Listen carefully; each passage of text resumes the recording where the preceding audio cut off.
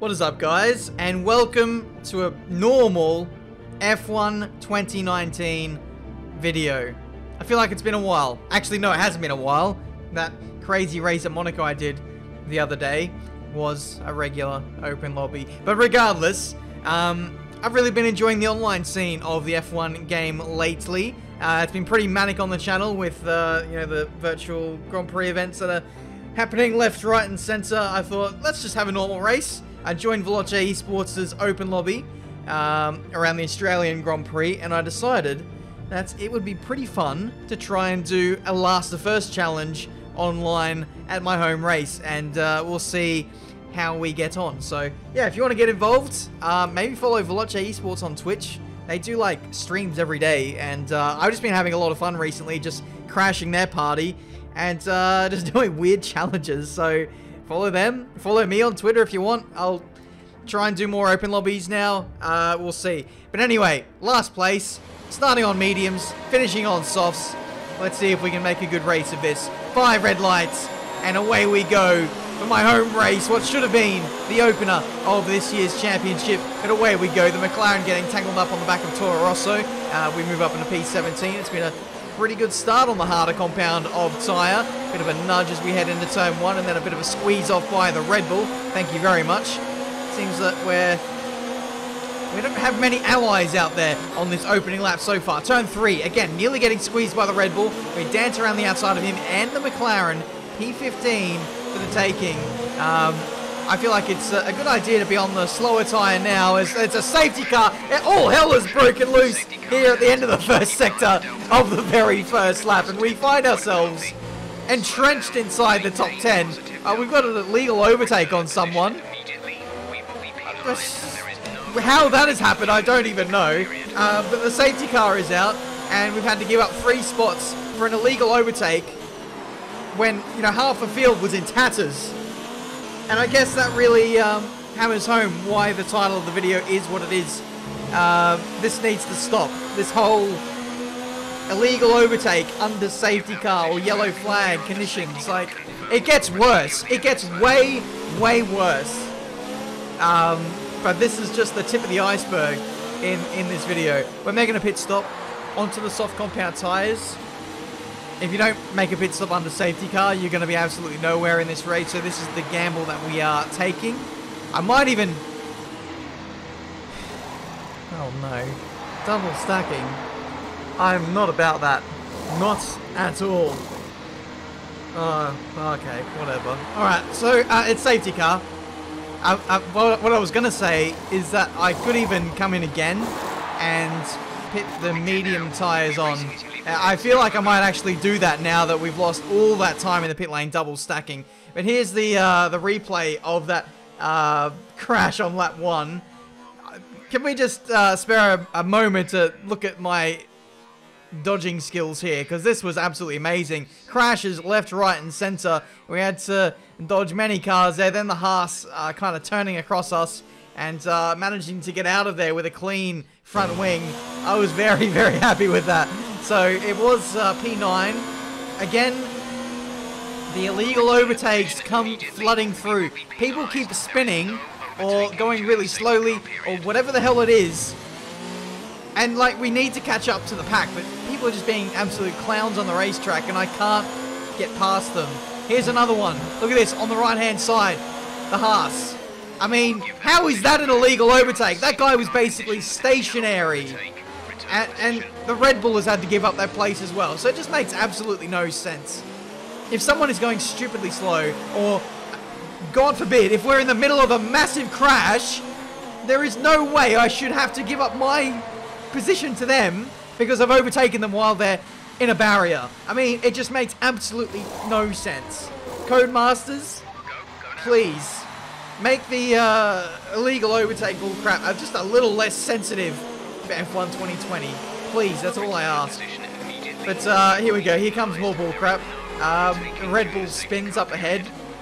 And, yep, we have to just dodge. And, yep, surprise.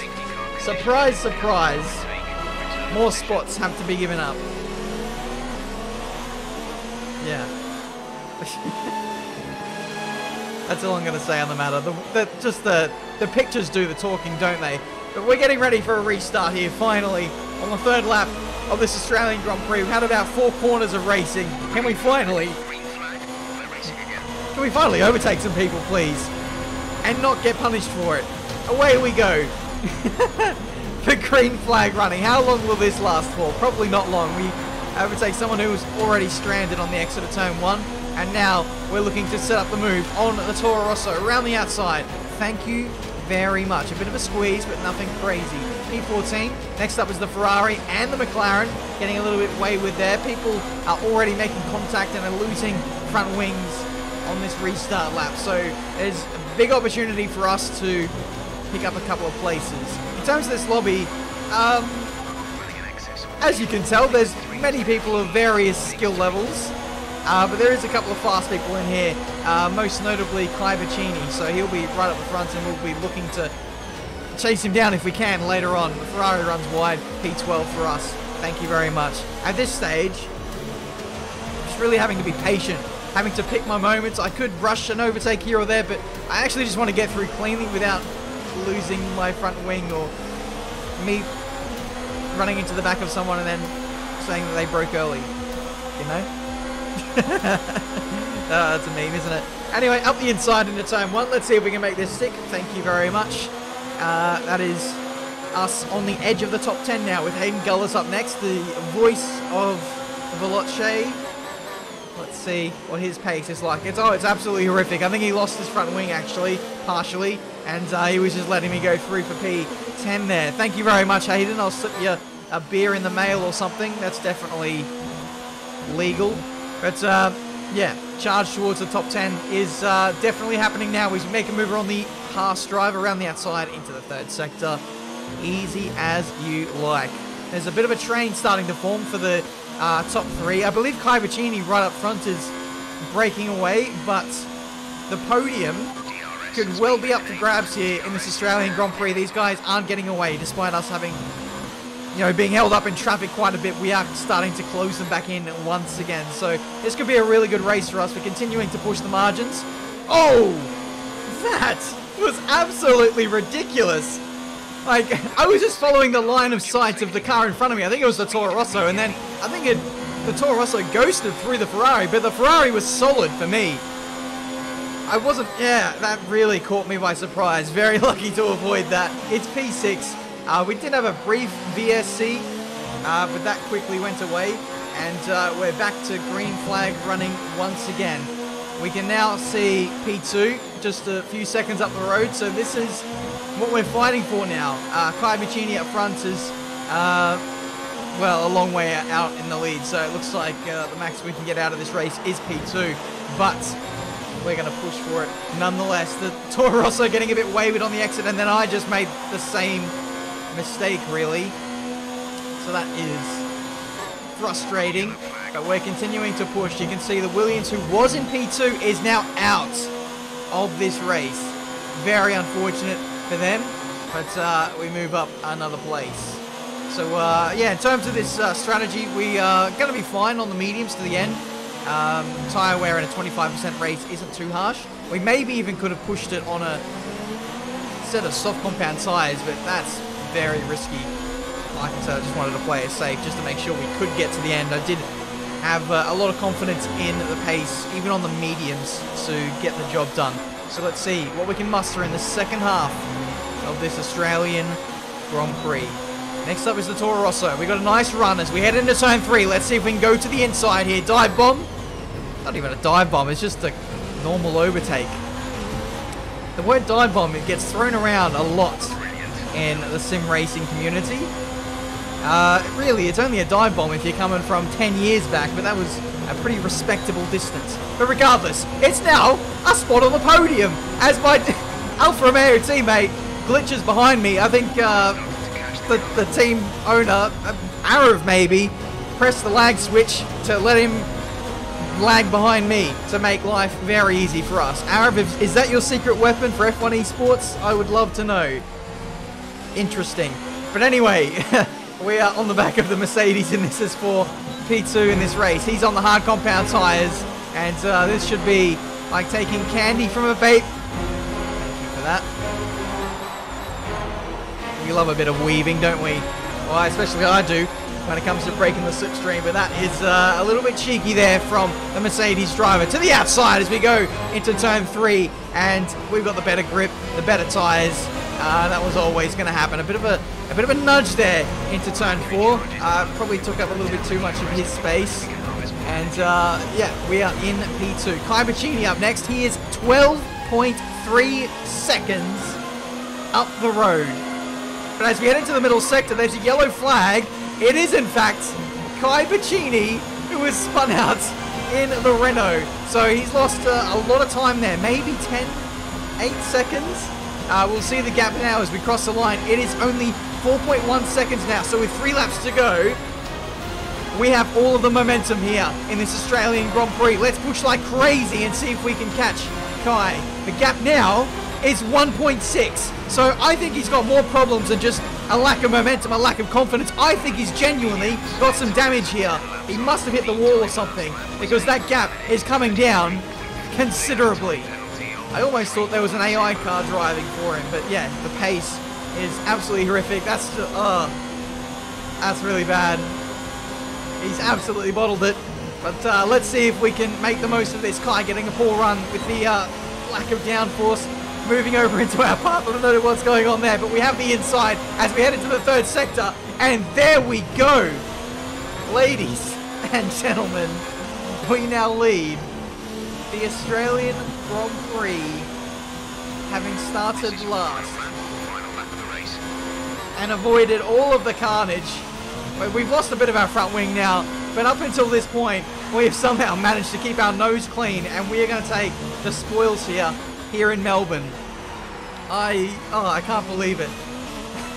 Last on the grid, 2 pit stops, dodging all of the drama, illegal overtakes galore, but at the end of the day, we have won our home race.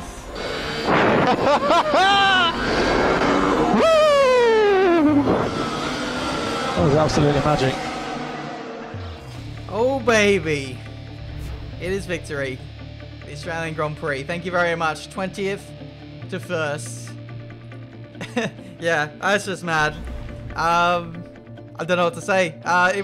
In some respects, it felt like it came to us pretty easy, but I really had to be very consistent in this race. I actually wasn't the fastest guy on track. There was, I think, the guy in 3rd or 4th place got a faster overall lap than what I did. But yeah, the consistency, the strategy, I would say the strategy was amazing, but it wasn't really. 2 pit stops. Ideally, starting on the softs would have been the better way to go. I started on mediums, and I don't know if I would have got the softs to the end, having pitted onto them under the safety car. So to avoid all doubt, switched to the mediums again, and then carried those home to the finish. Do feel bad though for the people who got caught up in that. But no, the people who were on the hards and were experiencing absolutely no tyre wear and having all of the time lost for it. Not a good shout there. And Kai Bacchini, poor guy. I don't know what he was doing, maybe pushing for fastest lap and then drops it. And the fast chicane, it happens to all of us. But finally, it's not me bottling. But anyway, guys, thank you so much for watching. Leave a like if you enjoyed. Subscribe to the channel if you're new to see plenty more racing game content. Pretty mad race. Let's hope that the illegal overtakes are a little bit better in future games. You know, something I would love to see is a little bit more support post-launch. Say like, you know how the Gran Turismo franchise runs their game. It's almost like a test bed is, you know, Gran Turismo Sport.